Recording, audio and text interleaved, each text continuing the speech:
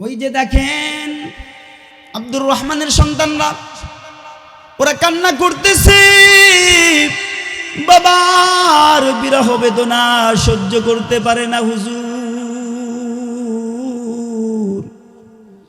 আব্দুর রহমানের সন্তানদের কান্না দেখে ইমামে গজালি রহমাতুল্লাহি আলাইহি উনিও কান্না শুরু করলেন। কিছুক্ষণ কান্নাকাটি করার পর ইমামে গজালি আব্দুর রহমানের সন্তানদেরকে ডাক দিয়ে বললেন, বাবা কান্না করিস না বাজান, কুল্লু নাফসিন যায়িকাতুল মাউত, প্রত্যেকটি প্রাণীকেই মৃত্যুর যন্ত্রণার স্বাদ আস্বাদন করতে হবে বাবা, কান্না করিস না বাজান। বাবার জন্য দোয়া কর, কুল হুয়াল্লাহ পড়, দরুদ শরীফ পড়, সূরাতুল ফাতিহা পড়, কোরআন থেকে তেলাওয়াত কর, আল্লাহ তাআলার কাছে মোনাজাত দিয়ে বল, আল্লাহ আমার বাবার ইন্তিকাল হয়েছে, আপনি মাফ করে দেন, আমার বাবার কবলে মুনকার নাকিরের সওয়ালের জবাব সহজ করে দেন আল্লাহ। জামানার ইমাম হুজ্জাতুল ইসলাম ইমামে গজালি রহমাতুল্লাহি আলাইহি বহুত বড় একজন ইমাম, স্বপ্নের ঘরে ঘুমিয়ে আছেন, ঘুমের ঘরে দেখতেছেন, ঘুমের ঘরে শুনতে পায় কে যেন গায়েব থেকে আওয়াজ দিয়ে বারবার ডাকতেছেন, ও ইমাম, ও ইমাম, উঠো উঠো উঠো। ইমামে গজালি স্বপ্নের ঘরে বারবার গায়েব থেকে আওয়াজ পায়, কে যেন তারে ডাক দিয়ে বলতেছেন, ইমাম রে ঘুমিয়ে থাকার সময় নাই, উঠো উঠো, ঘুম থেকে জাগরিত হও। ইমামে গজালি ঘুমের মধ্যেই ডাক দিয়ে বলতেছেন, কে? বারবার গজালি গজালি বলে ডাক দিতেছেন, আপনার আওয়াজ আমার কাছে একবারে আজনবী মনে হয়, একেবারেই অপরিচিত কণ্ঠ। এ কণ্ঠ ইতিপূর্বে জীবনে কোনোদিন শুনি নাই, এমন কণ্ঠ কোথায় থেকে বাজতেছে? গায়েব থেকে বারবার বলা হয়, ও ইমাম তুই আমারে চিনবি না, আমি তোর মালিক, আমি তোর রব। আল্লাহু আকবার বলেন। আমি তোর রব, আমি তোর মাওলা, রব্বুনা রব্বুস সামাওয়াতি ওয়াল আরদ, যিনি আসমান এবং জমিনের রব। ওই রব আমি আল্লাহ তোরে ডাকতেছি, ও গজালি ঘুমিয়ে থাকার সময় নাই, দ্রুত উঠে যাও, দ্রুত উঠে যাও। ইমামে গজালি ডাক দিয়ে বলে, হে মাওলায়ে কারীম, আমি উঠব, কিন্তু কোথায় যাইব, কি জন্য যাইব, আমি কিচ্ছুই বুঝতে পারছি না আল্লাহ। আল্লাহ পাক ডাক দিয়ে বললেন, গজালি তোর পার্শ্ববর্তী একটা গ্রাম, তোমার মহল্লার পাশে একটা মহল্লা, তোমার গ্রামের পাশে একটা গ্রাম, যে গ্রামের নাম হলো রহমতপুর। ওই রহমতপুর গ্রামে আমার একজন পিয়ারা বান্দা আছে, যে বান্দা মৃত্যুবরণ করেছে, ইন্তিকাল হয়েছে, আমি মাওলার কাছে হাজিরা দিয়েছে, আমার ওই বান্দার কাছে যা। ওই বান্দার কাছে যাওয়ার পর চারটা গুরুত্বপূর্ণ কাজ করবা। ইমামে গজালি স্বপ্নের ঘরে ডাক দিয়ে বলতেছেন, আল্লাহ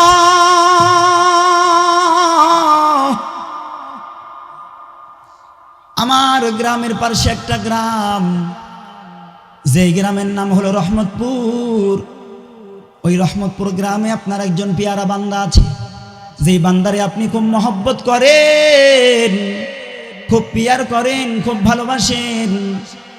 কিন্তু আমি কেমনে জানতে পারবো, কেমনে বুঝতে পারবো ওই গ্রামের মধ্যে অমুক ব্যক্তি মারা গেছে? ওই হলেন আপনার পেয়ারা বান্দা, উনি হলেন আপনার খুব কাছের বান্দা। কেমনে আমি বুঝতে পারবো? আল্লাহ পাক ডাক দিয়ে কয়, ও গজালি, আমার ওই পেয়ারা বান্দার নাম আব্দুর রহমান। সুবহানাল্লাহ বলেন। আমার পেয়ারা বান্দার নাম আব্দুর রহমান। আমার বান্দাটা একজন কাঠুরিয়া, একেবারেই সাধারণ মানুষ। কাঠ কেটে কেটে ওগুলো বিক্রি করে তার জীবন যাপন করে, একেবারেই সাধারণ মানুষ আমার বান্দা কাঠুরিয়া। আব্দুর রহমান কাঠুরিয়া দুনিয়া থেকে ইন্তিকাল করেছেন। আমার বান্দাটার কাছে যা, আমার বান্দাটার নিকটে যাওয়ার পর 4-4টা কাজ করবা, তোকে 4-4টা দায়িত্ব দেওয়া হলো। এরে বান্দা, 1 নাম্বার দায়িত্ব, আমার বান্দার নিকটে পৌঁছার পর তুমি নিজ হাতে আমার বান্দাটারে গোসল করাইবা। আর 2 নাম্বার কাজ, আমার বান্দারে নিজ হাতে গোসল করানোর পর আমার বান্দারে তুমি নিজ হাতে কাফন পরাইবা। 3 নাম্বার কাজ, আমার বান্দারে জানাজার ইমামতি তুমি নিজেই করবা। আর 4 নাম্বার কাজ, আমার বান্দারে জানাজার নামাজ কমপ্লিট করে আমার বান্দারে তুমি নিজ হাতে দাফন কার্য কমপ্লিট করবা। আল্লাহু আকবার বলেন। রে গোসালি, একটা দায়িত্ব নয়, 4-4টা দায়িত্ব দেওয়া হলো। আমার বান্দার কাছে যাওয়ার পর তুমি গোসল করাইবা, তুমি কাফন পরাইবা, তুমি জানাজার ইমামতি করবা, তুমি নিজে কবরের মধ্যে নামাইবা। একবারেই কবরস্থ করে তারপরে তোমার দায়িত্ব শেষ হইবে। এর আগ পর্যন্ত ইচ্ছে করলেও তুমি সেখান থেকে হতে পারবা না। আমি গজালি রহমাতুল্লাহি আলাইহি এই 4-4টা গুরু দায়িত্ব স্বপ্নের মধ্যে দিয়ে দিলেন। ইমাম গজালি রহমাতুল্লাহি আলাইহি আস্তে করে ঘুম থেকে জাগরিত হইলেন। হঠাৎ করে জাগা পাওয়ার পর মনে মনে চিন্তা করতেছেন, আল্লাহ, এই জামানার মধ্যে আমি যদ্দূর জানি আমি হলাম ইমামে গজালি। আমার চাইতে বড় ইমাম, আমার চাইতে বড় পীর, আমার চাইতে বড় বুজুর্গ, আমার চাইতে বড় ওলি আমার জানা মতে কেউ নাই। কিন্তু মালিক, কার জানাজার নামাজ পড়ানোর জন্য, কারে কাফন পরানোর জন্য, আর কারে দাফন করবার জন্য আপনি আমার স্বপ্নের ঘরে নির্দেশ করলেন, স্বপ্নের ঘরে হুকুম করলেন। দেখি তো ওই বান্দার মধ্যে এমন কি গুণ আছে, এমন কি আমল আছে, যে আমলের খাতিরে আমি ইমাম গজালি রহমাতুল্লাহি আলাইহি জানাজার নামাজ পড়ানোর জন্য হুকুম করা হলো। ইমাম গজালি রহমাতুল্লাহি আলাইহি ঘুম থেকে জাগরিত হওয়ার পর আস্তে আস্তে ওই রহমতপুর গ্রামের দিকে রওনা করলেন। রহমতপুর গ্রামে পৌঁছার পর যার সঙ্গে সাক্ষাৎ হয় তাকেই ডাক দিয়ে বলেন, ভাই রে, এই গ্রামের মধ্যে আল্লাহর কি কোনো বান্দা ইন্তিকাল করেছে? বলে, কই, আমাদের জানা মতে এমন কোনো বান্দা তো ইন্তিকাল করেন নাই। আরও কিছু দূর হেঁটে হেঁটে চলতে শুরু করলেন। কিছু দূরে যাওয়ার পর আবার যার সঙ্গেই সাক্ষাৎ হয় তারই ডাক দিয়ে বলেন, ও ভাই, এই গ্রামের মধ্যে কেউ কে ইন্তিকাল করেছে? আল্লাহর কয়েকজন বান্দাকে জিজ্ঞাসা করার পর আল্লাহর বান্দারা উত্তর করলো, হ্যাঁ হ্যাঁ, আল্লাহ তাআলার একজন বান্দা ইন্তিকাল করেছে। বলে, তার নাম কি? বলে, আব্দুর রহমান। কি কাজ করে? বলে, কাঠুরিয়া। কাঠ কেটে কেটে ঝোপ জঙ্গলে গিয়ে কাঠ কাটে, আর ওগুলো বিক্রি করে করে টাকা যেগুলো হয় ওগুলো দিয়ে জীবনযাপন করে, সংসার পরিচালনা করে। ইমামে গজালি আর বুঝতে ভুল করলেন না। তিনি বুঝতে পারলেন, এই তো স্বপ্নের ঘরে যিনি আমারে ওয়ার্ডার করেছেন আর যার সম্পর্কে ওয়ার্ডার করেছেন, এই তো সেই আব্দুর রহমান, আল্লাহর এই বান্দা। যেই বান্দারে গোসল করানোর জন্য, কাফন পরানোর জন্য, জানাজার নামাজ করার জন্য আর দাফন করবার জন্য আল্লাহ পাক স্বপ্নের ঘরে আমারে ইলহাম করেছেন, এই তো সেই আল্লাহর বান্দা। আল্লাহু আকবার বলেন। আর দেরি করলেন না, আস্তে আস্তে ইমামে গজালি রহমাতুল্লাহি আলাইহি কাঠুরি আব্দুর রহমানের বাসায় পৌঁছাইলেন। ওখানে পৌঁছার পর উনি তাকিয়ে দেখলেন সন্তানরা ছোট্ট বাচ্চার মতো হাউমাউ করে কান্না করতেছে। ইমামে গজালি নিজের পরিচয়টা ওপেন করলেন না, পরিচয় গোপন রেখে লোকদেরকে জিজ্ঞাসা করলেন, ভাইরে এখানকার মধ্যে আব্দুর রহমানের সন্তানরা কারা? বলে, হুজুর গো, আপনার জীবনে কোনোদিন দেখি নাই, কোনোদিন আপনার সঙ্গে সাক্ষাৎ হয় নাই, কোনোদিন আপনার সঙ্গে পরিচয় হয় নাই। আপনি আসছেন, কোত্থেকে আসছেন তাও জানি না। আপনি আব্দুর রহমানের সন্তানদেরকে খুঁজতেছেন। ওই যে দেখেন আব্দুর রহমানের সন্তানরা, ওরা কান্না করতেছে, বাবার বিরহ বেদনা সহ্য করতে পারে না হুজুর। আব্দুর রহমানের সন্তানদের কান্না দেখে ইমামে গজালি রহমাতুল্লাহি আলাইহি উনিও কান্না শুরু করলেন। কিছুক্ষণ কান্নাকাটি করার পর ইমামে গজালি আব্দুর রহমানের সন্তানদেরকে ডাক দিয়ে বললেন, বাবা কান্না করিস না বাজান, কুল্লু নাফসিন যায়িকাতুল মাউত, প্রত্যেকটি প্রাণীকেই মৃত্যুর যন্ত্রণার স্বাদ আস্বাদন করতে হবে বাবা, কান্না করিস না বাজান। বাবার জন্য দোয়া কর, কুল হুয়াল্লাহ পড়, দরুদ শরীফ পড়, সূরাতুল ফাতিহা পড়, কোরআন থেকে তেলাওয়াত কর, আল্লাহ তাআলার কাছে মোনাজাত দিয়ে বল, আল্লাহ আমার বাবার ইন্তিকাল হয়েছে, আপনি মাফ করে দেন, আমার বাবার কবলে মুনকার নাকিরের সওয়ালের জবাব সহজ করে দেন আল্লাহ। আল্লাহর কাছে দোয়া কর, মালিকের কাছে দোয়া করলে মালিক যদি একবার কবুল করে নেন তো তোর বাবার কবর হবে জান্নাতের বাগান। আল্লাহু আকবার। বাবা কান্না করিস না বাজান, কান্না করলেও জীবনে আর কোনোদিন বাবা ফিরে আসবে না। বলে, হুজুর গো, আপনি আমাদেরকে সান্ত্বনা দিচ্ছেন, আপনি মনে করেছেন আমার বাবার ইন্তিকালের কারণে আমরা কান্না করি না। আমার বাবার ইন্তিকাল হয়েছে এই জন্য আমরা কান্না করি না। আমরাও জানি প্রত্যেকটি প্রাণীকেই মৃত্যুর যন্ত্রণার স্বাদ আস্বাদন করতে হবে, প্রত্যেককেই মৃত্যুবরণ করতে হবে, আমরাও জানি। হুজুর আমার বাবার ইন্তিকাল হয়েছে এই জন্য আমরা কান্না করি না। তাহলে কেন কান্না করো বাবা?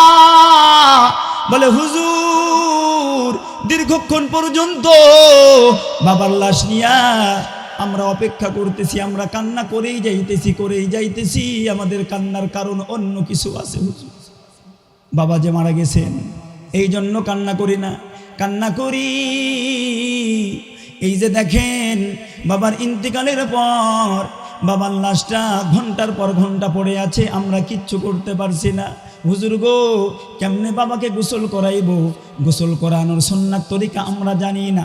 হুজুর বাবাকে কেমনে কাফন পরাইবো? কাফন পরানোর সুন্নাত তরিকা আমরা জানি না। হুজুর বাবারে কাফন পরাইয়া জানাজার মাঠে নিয়ে যাওয়ার পর 4 তাকবীরের সহিত যেই জানাজার নামাজ পড়তে হয়, একটা দোয়াও আমরা পারি না। প্রত্যেকটি তাকবীরের পর কি দোয়া পড়তে হয় এই দোয়া পর্যন্ত আমাদের জানা নাই। আমরা সাধারণ মানুষ, আমরা মূর্খ মানুষ, জীবনে কোনো দিন মাদ্রাসায় পড়ি নাই, কোরআনের বাগানে যাই নাই, কোনোদিন কোরআনের মাদ্রাসায় যাই নাই। প্রথম তাকবীরের পর সানা পড়তে হয়, এই সানাটাও আমরা পারি না, অথচ আপনাদের মাদ্রাসার সন্তানরা সানা পারে। সুবহানাল্লাহ পড়েন। সুবহানাকাল্লাহুম্মা ওয়া বিহামদিকা ওয়া তাবারাকা ইসমুকা ওয়া তাআলা জাদ্দুকা ওয়া জাল্লা সানাউকা ওয়া লা ইলাহা গায়রুক। আল্লাহু আকবার বলেন। দ্বিতীয় তাকবীর আল্লাহু আকবার। দুরূদ শরীফ। আল্লাহুম্মা সাল্লি আলা মুহাম্মাদ ওয়া আলা আলি মুহাম্মাদ কামা সাল্লাইতা আলা ইব্রাহিম ওয়া আলা আলি ইব্রাহিম ইন্নাকা হামিদুম মাজিদ। আল্লাহুম্মা বারিক আলা মুহাম্মাদ ওয়া আলা আলি মুহাম্মাদ কামা বারাকতা আলা ইব্রাহিম ওয়া আলা আলি ইব্রাহিম ইন্নাকা হামিদুম মাজিদ। তৃতীয় তাকবীর আল্লাহু আকবার। আমার সামনে যদি নাবালিগ পুরুষ থাকে, এখনো বালেগ হয় নাই, আমাদের মধ্যে অনেকের সন্তান কিন্তু ছোট্ট বাচ্চা দুনিয়া থেকে বিদায় হয়ে যায়, হয় কি হয় না? ছোট্ট মনি যখন দুনিয়া থেকে বিদায় হয়, আমার ওই ছোট্ট বাচ্চাটা যে এখনো পর্যন্ত বালেগ হয় নাই, না বালেগ শিশু, না বালেগ ছেলে যখন জানাজার ওই সামনে থাকবে, খাটিয়ার মধ্যে থাকবে, তখন একটা দোয়া। আর যদি না বালিগা মেয়ে থাকে তখন আর একটা দোয়া। আর যদি বালেগ পুরুষ বালিগা নারী থাকে তখন একটা দোয়া। কয়জন আমরা এই দোয়া পারি ভাইজান? অথচ যেই মাদ্রাসা আপনারা প্রতিষ্ঠা করেছেন, ওই মাদ্রাসার সন্তানরা কত সুন্দর করে ছোট্ট মুখে সুন্দর সুন্দর করে জানাজার দোয়াগুলো পড়তে পারে, পারে কি পারে না? জোরে আওয়াজ দিয়ে বলেন, বলে কি পারে না? এরে ভাই, ছোট্ট সন্তান কত সুন্দর করে উস্তাদদেরকে শোনাইতেছে, হুজুর গো, যখন ছোট্ট বালেগ, ছোট্ট না বালেগ শিশু যখন মারা যাবে তখন দোয়া পড়তে হবে, আল্লাহুম্মা জাআলহু লানা ফারদান ওয়া জাআলহু লানা আজরান ওয়া যুখরান ওয়া জাআলহু লানা শাফিআন ওয়া মুশাফফা। আর যখন ওই খাটিয়ার মধ্যে না বালেগ নিয়ে থাকবে তখন পড়তে হবে, আল্লাহুম্মা জাআলহা লানা ফারদান ওয়া জাআলহা লানা আজরান ওয়া যুখরান ওয়া জাআলহা লানা শাফিআতান ওয়া মুশাফফা। আর যখন ওই খাটিয়ার মধ্যে কোনো বালেগ পুরুষ অথবা বালেগ নারী থাকবে তখন একটাই দোয়া পড়তে হবে, আল্লাহুম্মা গফির লিহাইয়িনা ওয়া মাইয়িতিনা ওয়া শাহিদিনা ওয়া গায়িবিনা ওয়া সগীরিনা ওয়া কাবীরিনা ওয়া যাকারিনা ওয়া উনসানা। আল্লাহুম্মা মান আহইয়াইতাহু মিন্না ফাআহইহি আলাল ইসলাম ওয়া মান তাওয়াফাইতাহু মিন্না ফাতাওয়াফাহু আলাল ঈমান। ও হুজুর, ঘন্টার পর ঘন্টা যায় কিন্তু এখনো পর্যন্ত বাবার জানাজার নামাজ কমপ্লিট করতে পারি নাই। কলিজার মধ্যে বড় দুঃখ, কেমনে বাবারে গোসল করাইবো, কেমনে কাফন পরাইবো, কেমনে জানাজার নামাজ পড়াইবো, আর কেমনে দাফন করব। এই চিন্তায় চিন্তিত হইয়া আমরা আব্দুর রহমানের সন্তানরা কান্না করি, বাবা মরে গেছে। এখানে খুব আলী রহমাতুল্লাহি আলাইহি ডাক দিয়ে বললেন, বাবা তোরা আমারে কোনোদিন দেখিস নাই, কিন্তু আমার নাম বারবার শুনেছ। বলে আপনার নাম কি? বলে আমার নাম গজালি রহমাতুল্লাহি আলাইহি। আমি জামানার ইমাম গজালি রহমাতুল্লাহি আলাইহি জীবনে অনেকবার আমার নাম শুনেছ, কিন্তু দু চক্ষু দয় দিয়ে কোনোদিন দেখার সুযোগ হয় নাই। আরে আব্দুর রহমানের সন্তানরা, আল্লাহ পাক ইলহাম করে তোর বাবার দায়িত্ব পালন করবার জন্য আল্লাহ স্বপ্নের ঘরে আমারে পাঠিয়েছেন। আর টেনশন করতে হবে না, চিন্তা করতে হবে না। বাবা কোথায় খুন্তা, কোথায় কোদাল, কোথায় দা, ওগুলো নিয়ে আসো, তোমরা অস্ত্র নিয়ে আসো, আমি দাফন করবার জন্য কবর খনন করব, অনেক কাজ রয়েছে, কিছু পানির ব্যবস্থা করো। আব্দুর রহমানের সন্তানরা পানির ব্যবস্থা করলো। ইমামে গজালি নিজ হাসতে কাঠুরি আব্দুর রহমানকে গোসল করাইলেন, এরপর কাফন পরাইলেন, জানাজার ইমামতি কমপ্লিট করবেন, এরপর দাফন করবার জন্য কবরস্থানের দিকে রওনা করলেন। কবরস্থানে পৌঁছার পর ইমামে গজালি যারা উপরে দাঁড়িয়ে আছেন তাদেরকে ডাক দিয়ে বললেন, ভাই রে, আব্দুর রহমানের লাশটা আমার হাতে দাও। ইমামে গজালি নিজ হস্তে আব্দুর রহমানের লাশটা কবরের মধ্যে নামাইলেন। কবরস্থ শেষের দিকে, আর একটু পরেই কবরস্থ শেষ হয়ে যাবে। প্রতিমধ্যেই ইমামে গজালি রহমাতুল্লাহি আলাই তার নাকের মধ্যে ঘ্রাণ পায়। আব্দুর রহমানের কবরের মধ্যে এমন সুন্দর ঘ্রাণ দেখা যায়, যেই ঘ্রাণটা যেন জান্নাত থেকে মিশক আম্বরের ঘ্রাণ। চিৎকার করে বলেন আল্লাহু আকবার। কি ব্যাপার? আব্দুর রহমানের কবরের মধ্যে জান্নাতের ঘ্রাণ। কিরে কাঠুরিয়া, তোমার কবরের মধ্যে দেখি জান্নাতি মিশকে আম্বরের ঘ্রাণ পাওয়া যায়। ইমামে গজালি বলেন, আমি তখন ওই আঁচ করতে পেরেছি, ওই তো বিশ্বনবীর হাদিস, আল কবরু রাউদাতুম মিন রিয়াদিল জান্নাহ আও হুফরাতুম মিন হুফারিন নার। এই তো মায়ার নবী বলেছেন, কবর কাহারো জন্য হবে জান্নাত, আবার কাহারো জন্য হবে জাহান্নাম। আব্দুর রহমান কাঠুরিয়ার কবরটাকে আল্লাহ পাক যেন জান্নাতের টুকরা বানিয়ে দিয়েছেন। আল্লাহু আকবার বলেন। কিন্তু কোন আমলের খাতিরে কাঠুরিয়া আব্দুর রহমানের কবরকে আল্লাহ জান্নাতের টুকরা বানিয়েছেন? অবশ্যই আমারে জানতে হবে। কিন্তু কেমনে জানবো?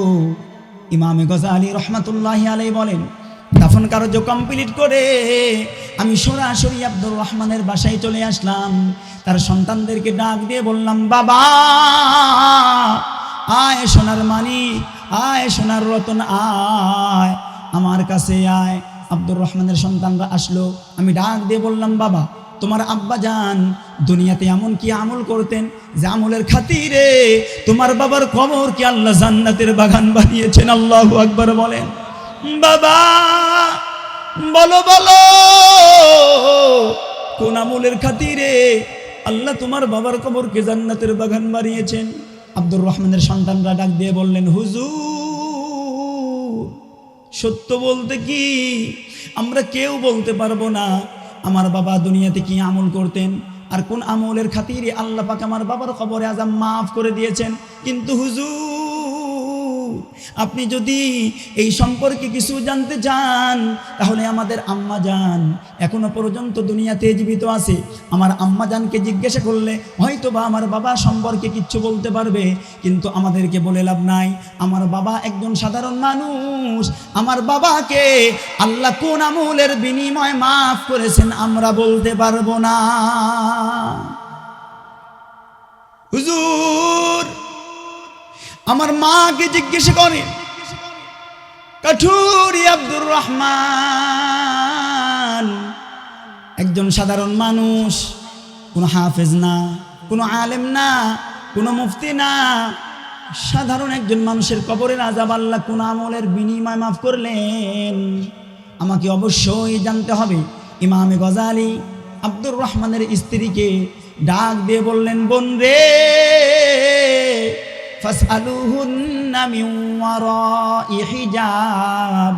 আমি ইচ্ছে করলেও পর্দা লঙ্ঘন করতে পারবো না, কারণ আমি একজন মুসলমান, আমি একজন পুরুষ, তুমি একজন মুসলিম, তুমি একজন নারী, তোমার সঙ্গে বিবাহ বন্ধনে আবদ্ধ হওয়া জায়েজ। সুতরাং তোমার সঙ্গে অবশ্যই পর্দা মেনটেন করা ফরজ হয়ে গেছে। তোমার সঙ্গে আমি ইচ্ছা করলেও সাক্ষাৎ করতে পারবো না। ও বোন, পর্দার অন্তরাল থেকেই তোমারে জিজ্ঞাসা করি, বলো তো বোন, তোমার স্বামী দুনিয়াতে এমন কি আমল করতেন যে আমলের খাতিরে আল্লাহ পাক তোমার স্বামীকে মাফ করে দিয়েছে? আব্দুর রহমানের স্ত্রী ডাক দিয়ে বললেন, হুজুর সত্য বলতে কি আমার স্বামী একজন সাধারণ মানুষ।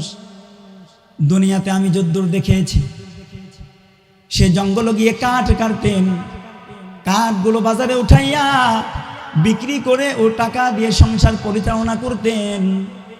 কিন্তু আমার স্বামী গোপন আমল সম্পর্কে আমি কিচ্ছু বলতে পারবো না।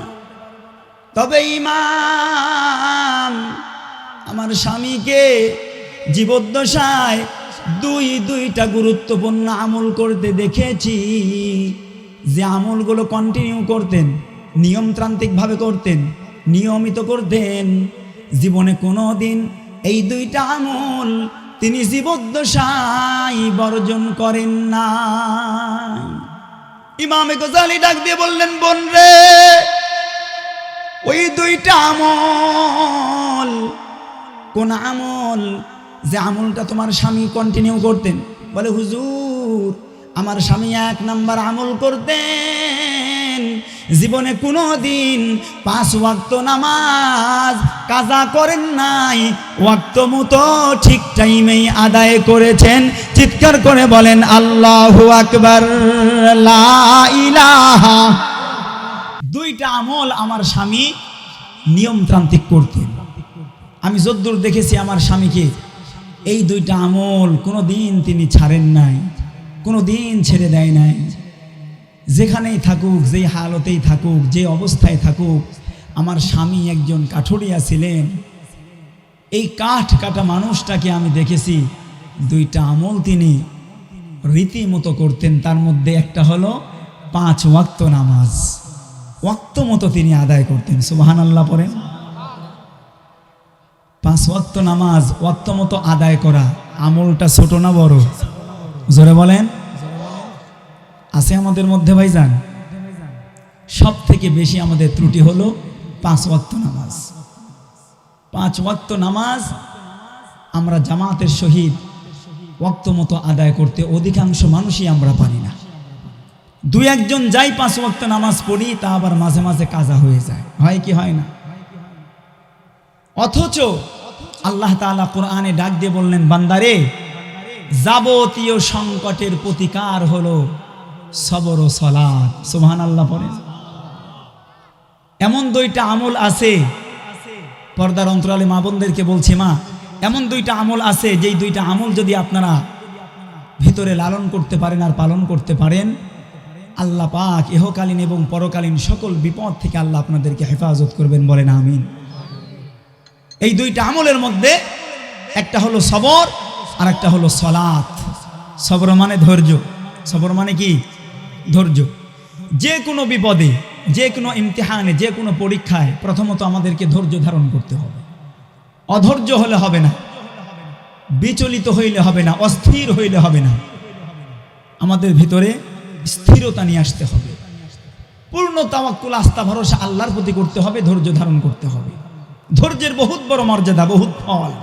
ইন্নামা ইউওয়াফাস সাবিরুনা আজরাহুম বিগাইরি হিসাব। আল্লাহ কোরআনের এক আয়াতে বলেন, যে ব্যক্তি ধৈর্য ধারণ করবে, ধৈর্যশীলদেরকে আল্লাহ তাআলা বিনা হিসাবে জান্নাত দান করবেন। সুবহানাল্লাহ। ধৈর্যের বড় মূল্য। আল্লাহ কোরআনে বলেন, ইয়া আইয়ুহাল্লাযীনা আমানুস্তাঈনু বিস-সাবরি ওয়াস-সালাহ। হে ঈমানদার, তোমরা 2টা আমলের মাধ্যমে আমার কাছে প্রার্থনা করো। 1 নাম্বার হলো সবর আর 2 নাম্বার হলো সালাত। ধৈর্য ধারণ করো আর নামাজের মাধ্যমে আমার কাছে সাহায্য প্রার্থনা করো। আমি আল্লাহ বিপদ যত বড়ই হোক, ধৈর্যের মাধ্যমে, সালাতের মাধ্যমে, নামাজের মাধ্যমে আমার কাছে প্রার্থনা করতে পারলে আমি আল্লাহ অবশ্যই তার মোনাজাত কবুল করব। সুবহানাল্লাহ।